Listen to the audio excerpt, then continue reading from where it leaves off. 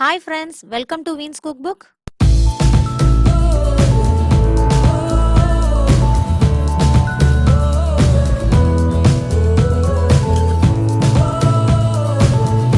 இன்னைக்கு நம்மளோட வீன்ஸ் குக் புக்ல ஒரு ஹெல்தியான பிரேக்ஃபாஸ்ட் சிறுதானிய குழி பணியாரம் எப்படி செய்யலாங்கிறத பார்க்கலாம். முதல்ல இதுக்கு தேவையான இன்கிரீடியன்ட்ஸ் என்னலாங்கிறத பார்த்துடலாம். சாமை அரிசி 100 கிராம், குதிரவாளி அரிசி 100 கிராம், இட்லி அரிசி 100 கிராம், உளுந்து 50 கிராம், வெந்தயம் 10 to 12 விதைகள், ஒரு கைப்பிடி அளவு அரைக்கீரை, அரை மீடியம் சைஸ் ஆனியன், 1/4 டீஸ்பூன் மிளகாப்பொடி, அரை டீஸ்பூன் கடுகு, 1 டேபிள் ஸ்பூன் எண்ணெய், உப்பு தேவைக்கு ஏற்ப. ஆரோக்கியமான சுவையான இந்த குழிப்பணியாரத்தை எப்படி செய்யலாங்கிறத பார்த்துடலாம். இந்த குழிப்பணியாரத்துக்கு நான் சாமை அரிசியும் குதிரவாளி அரிசியும் நான் எடுத்திருக்கிறேன். குதிரவாளி, சாமை, இட்லி அரிசி எல்லாமே நான் 100 கிராம் எடுத்திருக்கிறேன். அதில் பாதி அளவு, அதாவது 50 கிராம் உளுந்து எடுத்துருக்கிறேன். அதோடு சேர்த்து வெந்தயம் 10 to 12 விதை எடுத்துக்கணும். நம்ம இப்போ ஒரு கப்பு குதிரவாளி எடுத்தோம்னா அதே அளவு சாமை அரிசியும் இட்லி அரிசியும் எடுத்துக்கணும். அதில் பாதி உளுந்து நம்ம எடுத்துக்கணும். சாமையையும் குதிரவாளியையும் 2-3 தடவை நல்லா அலசிட்டு ஊற வைக்கணும். ஏன்னா அதில் மேலே நிறைய தூசி இருக்கும்.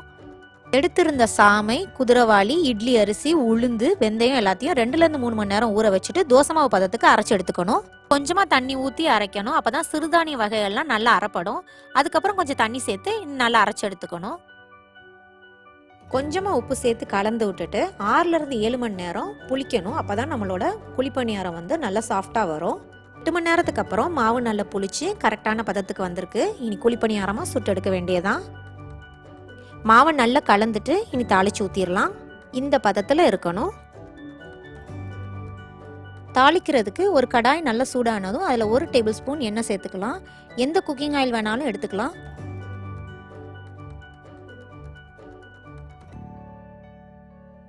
எண்ணெய் நல்லா சூடானதும் அதோட சேர்த்து 1 டீஸ்பூன் கடுகு சேர்த்து நல்லா பொரிய விடலாம்.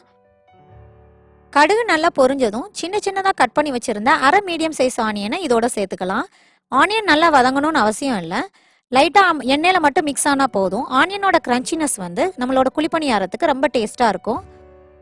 அதோட 1/4 டீஸ்பூன் மிளகாப்பொடி, மிளகாப்பொடிக்கு பதிலாக பச்சை மிளகா கூட சேர்த்துக்கலாம். அதோட சேர்த்து ஒரு கைப்பிடி அளவு அரைக்கீரை இதோட சேர்த்துக்கிறேன். எந்த கீரை வேணாலும் யூஸ் பண்ணிக்கலாம். அரைக்கீரையை நல்லா கழுவிட்டு சின்ன சின்னதாக கட் பண்ணி வச்சிருக்கிறேன். அதை இதோட சேர்த்துக்கலாம். இப்படி கீரை சேர்க்கறதுனால கீரையோட சத்தும் சுவையும் குழிப்பணியாரத்துக்கு இன்னும் கொஞ்சம் டேஸ்ட்டை தரும். கீரை சேர்த்துட்டு 2 நிமிஷம் வதக்கினா போதும். இந்த கீரையோட சேர்த்து தேவையான அளவு உப்பையும் சேர்த்துக்கணும். உப்பு போடும்போது கேர்ஃபுல்லாக இருக்கணும். மாவில் கொஞ்சம் உப்பு இருக்கிறதுனால இந்த கீரைக்கு தேவையான உப்பு மட்டும் சேர்த்துக்க போகிறோம். உப்பு சேர்த்துட்டு 2 நிமிஷம் வேக வைக்க போகிறோம். கீரை ரெடி ஆயிடுச்சு. இப்போ இந்த கலவையை நம்ம மாவோட கலந்துக்க போகிறோம். கேஸ் ஆஃப் பண்ணிடலாம். அரைச்சி வச்சிருந்த சிறுதானிய மாவுல இருந்து தேவையான மாவு எடுத்து அதோட நம்ம கீரை கலவையை கலந்துக்க போறோம்.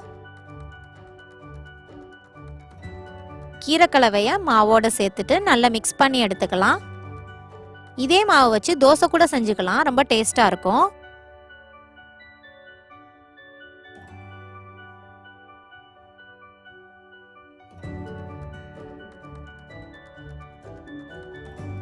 பணியார மாவு இந்த பதத்துல இருக்கணும். குழிப்பணியாரம் செய்யறதுக்கான மாவு ரெடி ஆயிருச்சு. இன்னைக்கு குழிப்பணியார கல்லை சூடு பண்ண ஆரம்பிச்சிடலாம். கல் நல்ல சூடானதும் எல்லா குழியிலையும் 1 டீஸ்பூன் எண்ணெய் சேர்த்துக்கலாம். அப்படி சேர்த்துக்கிட்டா நம்மளோட குழிப்பணியாரம் நல்ல கிறிஸ்பியா வரும். எண்ணெய் சூடாயிருச்சு. மிக்ஸ் பண்ணி வச்சிருந்த மாவை இதில் ஊற்றிக்கலாம். வேகும்போது மாவு நல்லா உப்பி வரும். அதனால 3/4 மாவு சேர்த்துக்கிட்டா போதும். மாவெல்லாம் ஊற்றுனதுக்கு அப்புறம் 1 நிமிஷம் மீடியம் ஃப்ளேமில் மூடி போட்டு மூடி குழிப்பணியாரத்தை வேக வைக்க போகிறோம். இப்படி மூடி போட்டு வேக வைக்கிறதுனால குழிப்பணியாரம் வெளியிலலாம் நல்ல கிறிஸ்பியாகவும் உள்ளுக்க நல்லா சாஃப்டாகவும் இருக்கும். 2 நிமிஷம் ஆயிடுச்சு. பணியாரம் அடியிலலாம் நல்லா வெந்துருச்சு. இப்போ திருப்பி போட்டுக்கலாம். ஸ்பூன் அல்லாட்டினா ஃபோர்க் யூஸ் பண்ணி திருப்பிக்கலாம். குழிப்பணியாரம் கீழெல்லாம் நல்ல ப்ரௌன் ஆகி நல்ல கிறிஸ்பியாக வந்திருக்கு.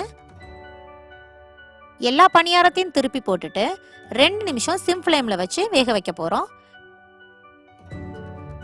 திருப்பி போட்டதுக்கு அப்புறம் மூடி போடணும்னு அவசியம் இல்லை.